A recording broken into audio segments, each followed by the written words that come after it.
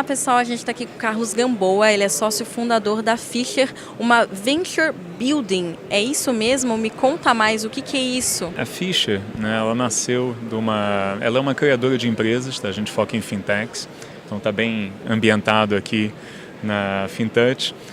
E nasceu da junção do background de alguns sócios fundadores, sêniors, com passagens no mercado financeiro, mas que depois trabalharam ou em investimentos, ou tiveram como investidores anjos, ou como, no meu caso, como venture capitalists, e empreendedores também.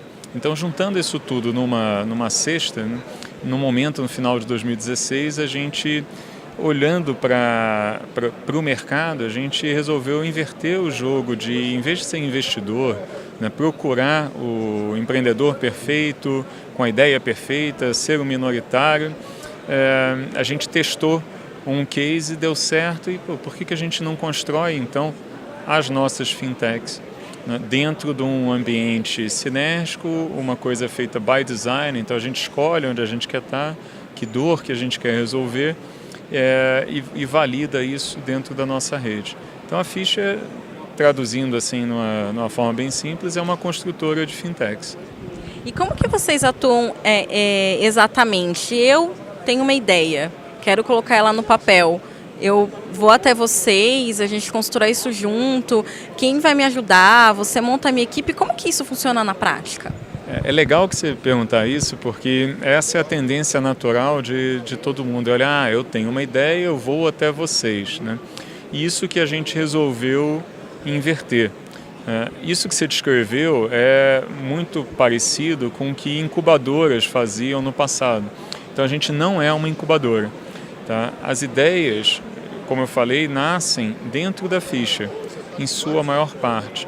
Tá? Então a gente mapeia, hoje a gente tem 5 fintechs no nosso portfólio e tem, coincidentemente, mais 5 ideias que a gente acredita que são nichos ou gaps interessantes onde se pode criar uma fintech relevante, escalável, né, disruptiva.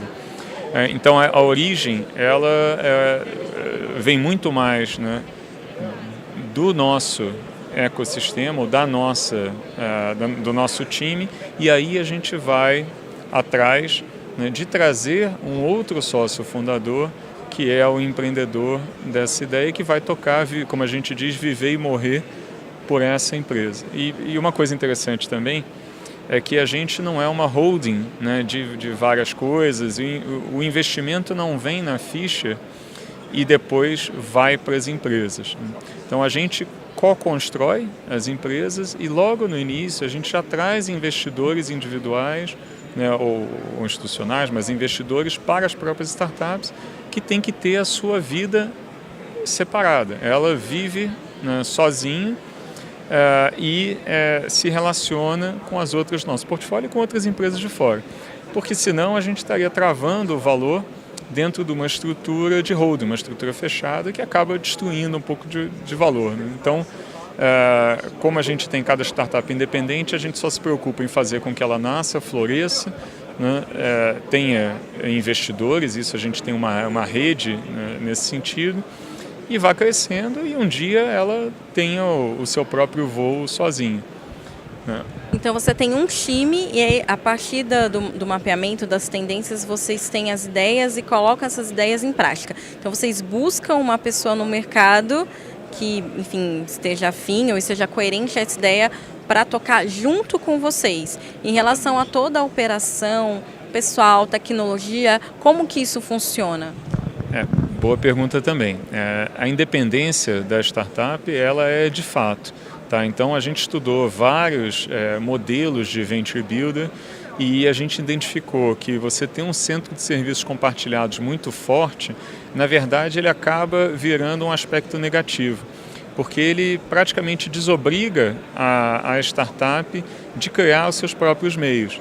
Então gera uma relação de dependência que no longo prazo ela trabalha contra. No curto prazo, óbvio que isso ajuda, e aí a gente tem dentro da Fisher ou com uma rede de parceiros todo esse arcabouço de como criar uma empresa, né?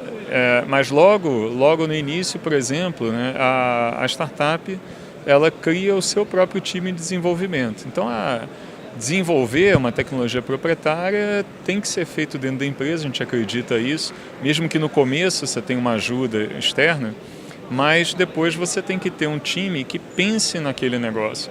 Porque não é só escrever código, né? Você tem que participar de toda a ideação, construção do produto e tal.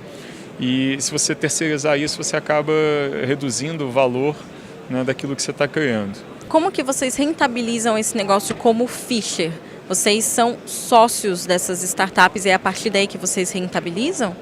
Exatamente. A gente está completamente alinhado tanto com o empreendedor quanto com os investidores na startup e com os investidores na própria Fischer, né?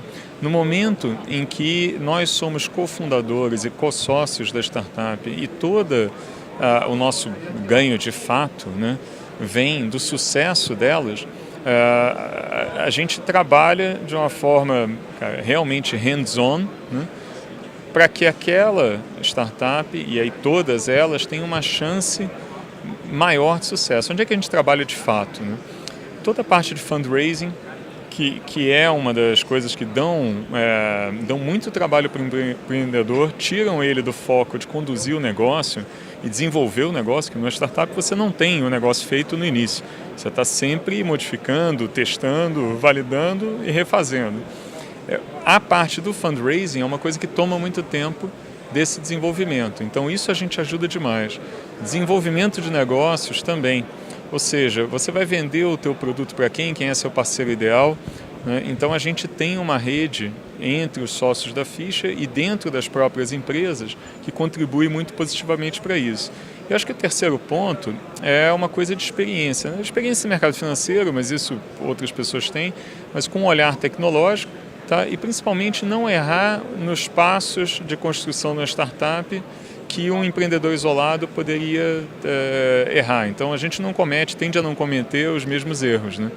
E isso não é uma coisa que determina o sucesso da startup, mas pelo menos ajuda a mitigar um pedaço do insucesso, né? Então a gente trabalha de tirar o negativo para ver se o positivo consegue andar melhor, mais sozinho. Perfeito. Você sente que existe um movimento de crescimento de venture building no Brasil? Olha, a gente estava brincando com isso outro dia, né? A gente cogitou trocar o nome da Fischer para Fischer Startup Studio, porque eu comecei a ver na mídia o Venture Builder daqui, Venture Builder dali, e Venture Builder como é um modelo que é amplo na interpretação, vai desde coisas mais ligadas, mais como se fossem incubadoras, né, até modelos fechados, onde 2 sócios investem em 3 negócios, montam e o que der certo ele decola, né? Então é um espectro amplo, né? E aí no mercado agora começaram a aparecer várias, e antes não tinha uma ou duas, né? Mas era uma coisa mais rara. Então existe uma tendência, sim. Eu acho que tem 2 drivers aqui, 2 fatores, tá? Um é essa relação de investidor com o executor, né, que você tem num fundo. Então o fundo ele tem um papel realmente de investidor financeiro.